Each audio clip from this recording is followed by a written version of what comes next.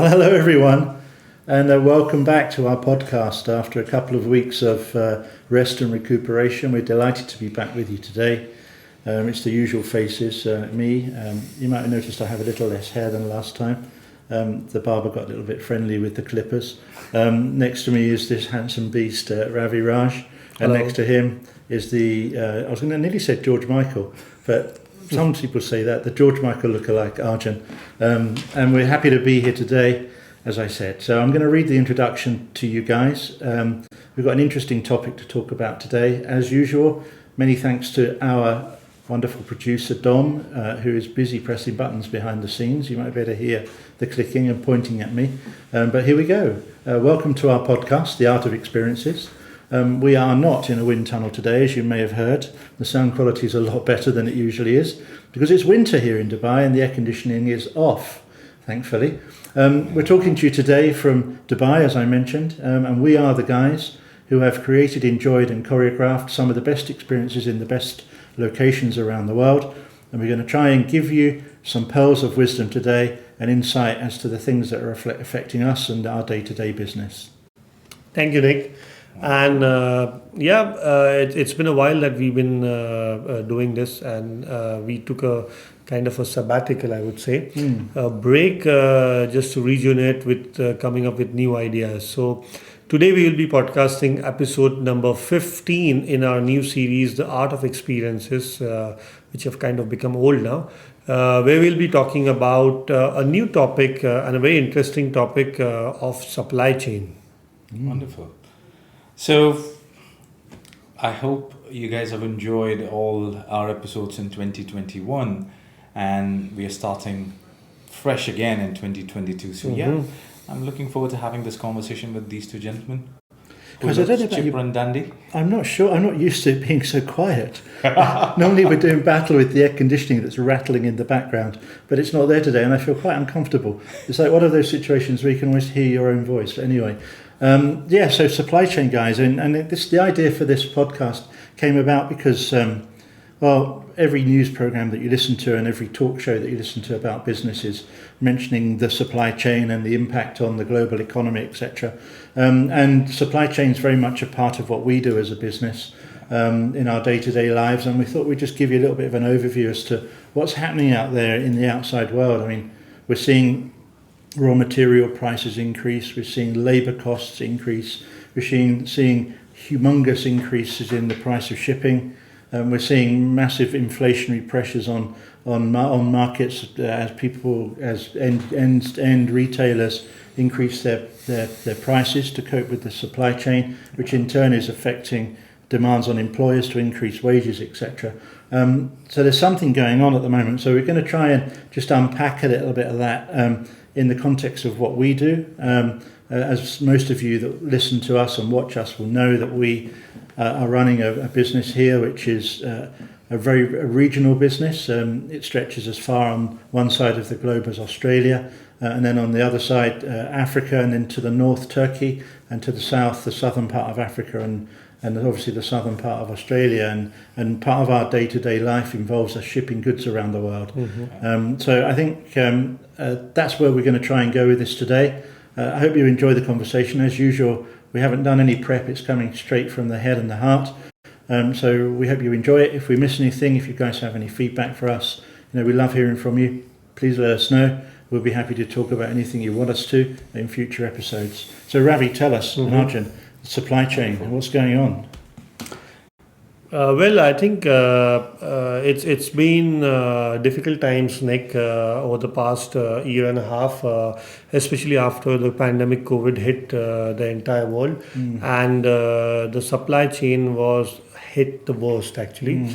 Firstly, because of the lockdowns which happened in various parts of the world, the goods were not able to move across. And secondly, the shipping prices unfortunately have skyrocketed almost to the probably 8 times the original shipping prices, making it absolutely impossible or unaffordable to actually buy goods from your regular resource cities or resource countries, in bracket China, for rest of the world.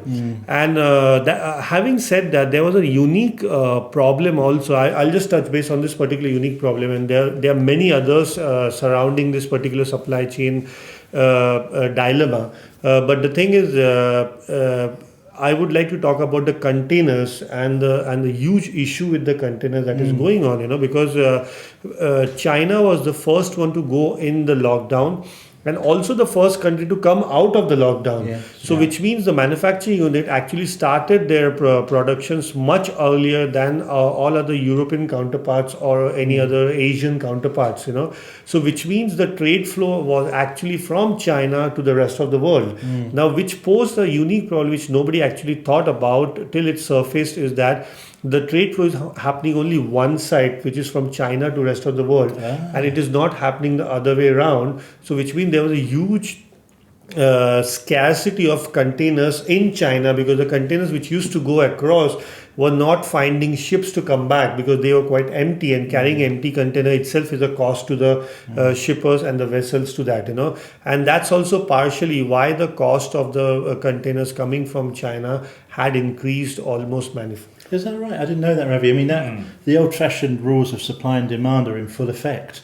I mean, if you've got goods going in one direction and empty containers going in the other, as you say, I mean, the cost for those empty containers has to be covered somehow or other. Correct. I hadn't realised that was the. I thought it was, a challenge with the supply of vessels, more over the supply of containers. But it's interesting as you break it down to the minutiae detail, then you start to realise that these tiny, small changes in the way things are being shipped and moved around the world can have a dramatic impact on the cost of goods. Correct. But then again, if we look at the term supply chain in itself, it has got subdivisions to it. Yeah.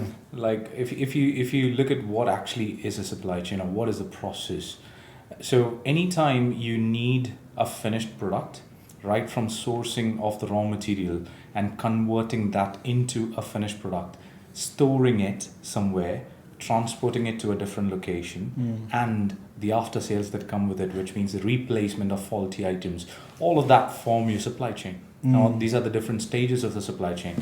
Now, as of today, whatever increase in price is because of two issues. One is the raw material price, which is the starting or the start point of your supply chain process.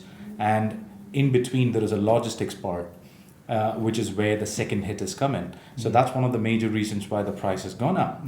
Now, from anything, you talk about from copper to aluminum to MDF to anything, the prices have gone up anywhere between 18% to 90%. Wow. Depending on where you're sourcing it from, what raw material it is, and what sort of a quantity are you looking at to use in your project. And it has reached a point where usually when you do the supply chain management, or in other terms what we say in the market as SCM, people always find different alternatives to bring down the production cost, or rather the cost of production of each and every of these items, wherein you can re-specify certain items to find an alternative which is much more cheaper, can be produced in a different location where the cost of production goes down, because you will try and find an area where the labor cost is generally cheaper. And then also we need to look at the transportation bit of things. But one of the common things that has happened, or probably I believe is going to happen since COVID is not about to leave anytime soon, is that the global supply chain is going to start moving regional in the coming times. Because anybody, for example, people from India, let's take India as an example here, they used to rely on China quite a bit for their supply chain. Anything and everything, or a lot of things in terms of the construction industry used to come from China. Finished product used to land there. The clients were willing to pay that money. You didn't have to pay a lot of money to buy things from China. Shipping across from China to India was not an expensive affair until COVID showed up. Now, a lot of the contractors, a lot of the construction professionals over there are starting to grow their local supply chain, trying to source the material locally, what is available locally. How can you convert those raw materials into a finished product locally, rather than having to rely on a different market, a different country to get their things done, which also cut down the cost of transportation for them. So slowly but steadily, I think, though Corona did pose a lot of threats, I think it is beneficial for the local market where people have started looking inward rather than outward, looking for help outside. It's very interesting you mentioned that, Arjun, because I think necessity is the mother of all inventions, right? And recently we experienced in our own business that we used to heavily rely on certain regional or the global parts of supply chain, where you used to get good discounted rates to get the materials or the manufactured goods. And eventually we found out that the comparison between the local or the regional prices and the prices from somewhere else were pretty much similar. And also not only that, it cut down on the time. It was not dependent on any shipping prices, which always fluctuate day in, day out. And also it was not dependent on anyone going on a regional or the yearly holidays or anything.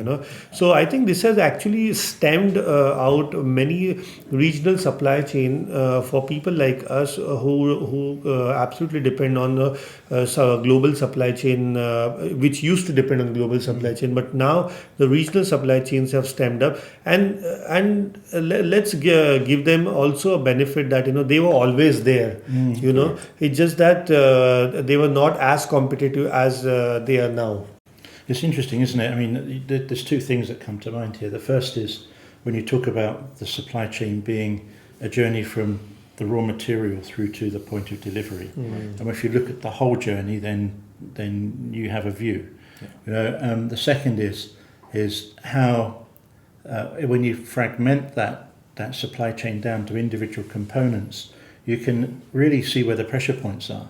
And the consequences of that are, and we've seen it in so many other areas that we work in, is what I call the democratization of the supply chain. This has happened in the creative world, this has happened in the manufacturing world, this has happened in the world of architecture, it's happened in every walk of life, where because we've all been stuck where we are, unable to move because of the restrictions that have been placed on us, we've gone to the resource that's always been there, the internet, and we've been able to find other equally good, or in some cases better, creative or manufacturing or sourcing or architectural or technology services from people in markets where perhaps we wouldn't have looked before.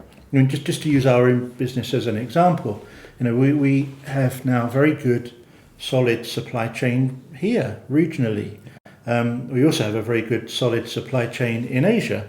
We also have a very good supply chain in Africa. And we also have a very good supply chain in Southern and Eastern Europe. And those four different supply chains are able to serve our clients in a tactical and strategic way that we were never really able to do before. And that's just for manufacturing. If we extend it to creative work, and we have a team here that do a lot of creative work for us, but some of what we do, we seek the help of our partners in other markets. Now, this has opened up a whole bunch of interesting opportunities for us in what we term, rather crudely, our supply chain, where we can work on technology products and on projects on virtual reality, on all sorts of technology things that we were perhaps limited because we were going to the usual suspects, if you like, limited by cost. Therefore, the cost limits it is less palatable for the end client. And if we're able to go to alternative sources for that stuff, it's more palatable for the end client. They get a great result from a very talented group of people in all of the aspects of the supply chain, and it's at a cost which is more palatable for them. And it allows us to open our mind to the whole world, which I love. There are great people in countries where perhaps we wouldn't have looked before. And now we've had the time and the freedom to look. I feel really empowered by it. It's really democratized everything. Rather than having the one go-to place or maybe two or three go-to places, we've now got many. And as long as we have very rigorous ways of controlling our supply chain in terms of quality, not controlling them in what they do, and how they run their business, but in terms of the quality of the product that they deliver. So if the quality is managed, then the world is your oyster, really. And it's like there's so much negative talk about what's happened with supply chain, how difficult it is, queues of ships waiting in harbours ready to unload, etc.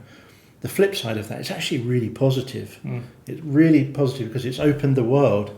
The world is now a global market, not just a market dominated by a few players, which I see as a very strong strategic move for those that accept that and go with it. Very true. Yeah. Very true. Yeah. One of the key aspects when it comes to the supply chain is, like you rightly mentioned, is cost. Yeah. Now, one of the key things that has happened with all these developments, where every single people like us, every single business like us, going all around to find new supply chain, let's term it that way, or let's call it new vendors. It also allows, or it gives an opportunity for the local market to thrive. Yeah. Because there was demand in a different way earlier, because all these so-called suppliers, or the so-called supply chain that we have currently in this particular market, used to exist before too, but they used to fulfill their requirements, and they used to meet the demands in an entirely different way. Now, however, for example, let's take MDF as an example. There were never companies before who used to do MDF at this particular scale in this particular market before. However, with the pandemic, I'm sure they have just gone guns blazing with their production, where there is more demand in this particular market here, where you can completely negate any sort of delay in transportation, any sort of soaring prices due to transporting it from China or any other part of the world. But at the same time, being able to fabricate those materials here in the market kind of cuts down the lead time, ensures that the local market is able to match the quality of international standards, but at the same time relying on the raw materials that's available in the local market. So if cost was the factor which was driving the supply chain to go global and find cheaper alternatives, I think right now it's client requirements which is driving things, wherein they are strict about the timelines. They want the project to be still delivered in the same timeline, even though Corona or the pandemic is still there in the picture. So then how do you kind of negate all that? The only way you can do it is to grow the local market, which can then feed into the supply chain. Yeah, I agree with you, Arjun. I mean, the other thing that we're seeing, I think, is that local country governments have seen the opportunity. Yeah. So we've seen, tariffs start to come into play in some of the markets that we're working in, where the government are saying, well, it's fair and good if you want to manufacture abroad, but if you want to bring those goods into our country, you're going to pay 15, 20, 30% import duty on those goods. Whereas if you manufacture them in our country, you don't pay anything in duties. And that, 20, 30% increase in cost, either it causes a problem either if you want to go international because you have to drive the price of your supplier down to cover your margin, but if you go local, then all of those problems are resolved. And we've seen it in this region a fair amount, where governments in particular are saying, okay, we're happy for you to import, but if you do it here, you don't pay 30% duty. Exactly. And it makes an enormous difference. And again, coming back to my point, flexibility is really the key here. I just wanted to mention one other thing as we were talking about supply chain and logistics. Manufacturing is one side of it, but we've been learning a lot about a great company that is based here in the UAE called DP World. If you guys don't know who DP World are, just check them out. Have a look on LinkedIn and just follow a couple of the guys there. There's a fellow called Danny and another, the chairman of the company, Sultan bin Salim. He's an amazing guy, really a visionary person. And these guys have understood the challenges that the world is facing, and they built a platform to help people manage their logistics and manage it in what they call just-in-time delivery. Right. So to move goods around the world in a way that helps the democratized supply chain. I'm not going to call it fragmented because it isn't.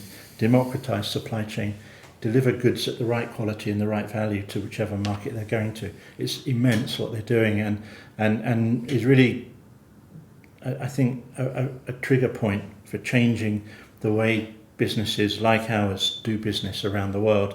And it's not. I know it's taken years to get to where they've got to, but when you look at some of the future planning that they've got around logistics and distribution and how they are going to manage the supply of goods to markets, because frankly we live in a market where there aren't that many raw materials. We've got sand, we've got mountains, we've got water, but we don't have a lot else. We've got rocks. We can blow up the mountains and use the rocks to build islands and things, but most of the stuff that's here is imported. Correct. So DP World have been the port operator in the past, being the port operator here, understand what it's like to move goods of all sorts into different places, and have taken that knowledge and have now extended it to a future vision which is incredible. It's absolutely amazing, and it's thrilling for us to be a part of a country, and to see leaders in our country be so forward thinking, really just to turn the whole thing upside down. And that's what they did. They don't just thought out of the box, they've destroyed the box and started again. And it's really impressive. And I think again that's an important part of supply chain. Yes, indeed. Also, it's very interesting because of these unique situations in the world, I think the local and the regional supply chain is thriving. And also the client's perception, or the customer or the consumer's perceptions are changing, and they are also quite happy to consume a product which is locally or regionally made, unlike the old perception when they wanted only European make products or European branded products or products from UK or US.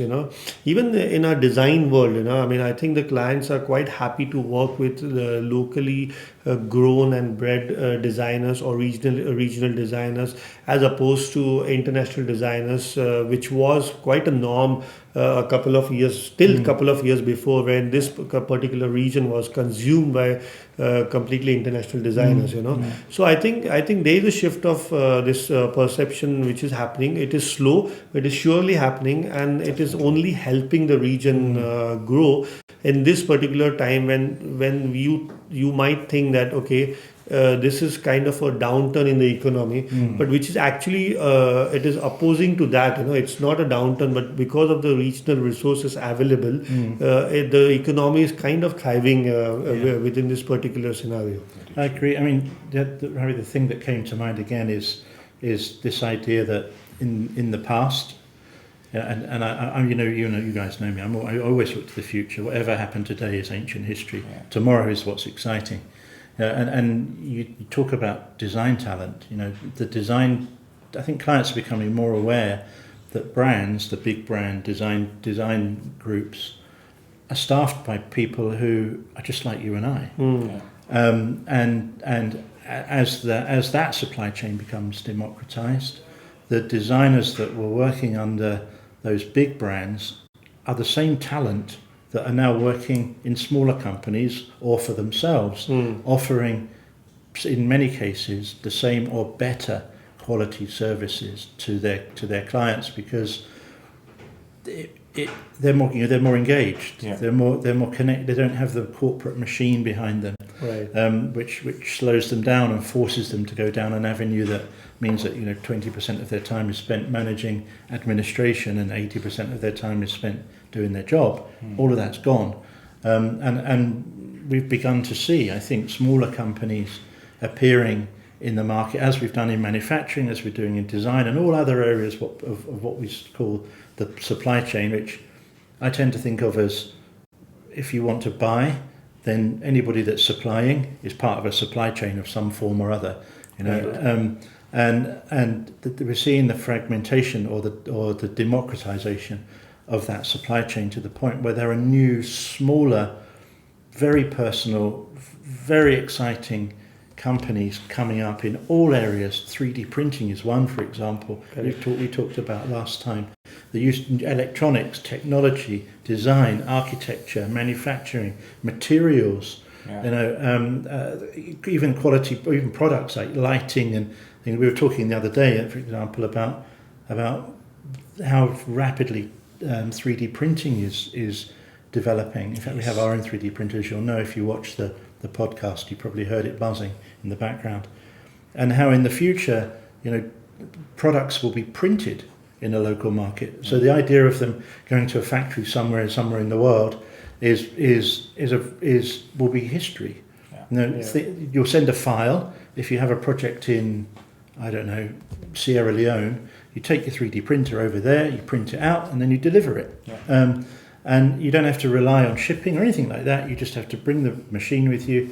It will fit in your suitcase, and off you go. Or maybe it'll be a bit bigger than that. But that's where it's going. And talk about the democratization of the supply chain. All of a sudden, if you can use a computer, and if you can download a file, and if you can hit print, you can be a manufacturer. We've made stuff here. Yes, absolutely. Yeah. Absolutely. And also I think the more and more you have this new people coming on board on the supply chain, whether it is manufacturing, whether it is design, whether it is supply of any materials. I think you have flexibility with them. You have new and fresh ideas which are coming, and top it all, they are willing to take a risk. They are not afraid. They are brave and bold, and I think always forward-thinking organizations recognize these. And we have seen a trend which is going on in the industry, wherein more and more boutique design firms or more and more individually driven design firms are getting more recognition and more bigger work and bigger accounts, I would say, with the bigger organizations, or I would say traditionally more established organizations than a typical agency model which has been here for probably many 30, 40, 50 years. And that's the new train, and that's really good and exciting to see, because then that induces fresh ideas, and it brings about the change that is required. The other thing is, you always say, Ravi, and Ravi's an amazing mind. So he always says the future is narrow and deep, and what he means by that is that you end up having a collection of specialists who specialize in a particular thing. And I think that's what we're seeing in supply chain. We're seeing specialists coming up who focus only on one particular thing. We were talking the other day to somebody who focuses purely on hospitality design, somebody who focuses purely on oil and gas design, somebody who focuses purely on 3D printing, somebody who focuses purely on metalwork, somebody who focuses purely on lighting. And you're getting this kind of narrow and deep type of thing happening, which is full of these interesting new things that are happening. You don't get these kind of monster companies that focus in on all of these things all at once and confuse the clients as to where they should go and how they should buy. You're getting all of these individual specialists appearing, which, so long as you can connect the dots together, and I think that's probably what we do as part of our day-to-day business, we connect the dots together, then you can really benefit from it. By you, I mean ultimately the buyer, the client. Definitely. Yeah. I mean, specifically in the contracting industry, how the companies have started evolving is exactly how you described right now, wherein they don't try to have all of the various different elements that constitute contracting under one umbrella, but rather be the facilitator for the client to bring in specialists who can do this work, which means they're not part of the organization, but they're part of their supply chain, wherein they come and deliver what they need to deliver, but you as a contracting firm or the new age contractor ensures that the quality and the timely delivery of all these items for the client, where the client benefits out of their experience and their expertise, wherein people who are very well equipped and are experts in certain fields would do only a small bit of what needs to be delivered. Not like the traditional contractor who has got their own gypsum division and their electrical division and joinery. No, they're gone are those days. You just go narrow and deep. You have specialists who work for you. You have a supply chain manager who makes sure that all of the different elements of your supply chain come together properly to deliver a project for the client. So ultimately, the client starts benefiting and the local market starts growing. Very, very interesting.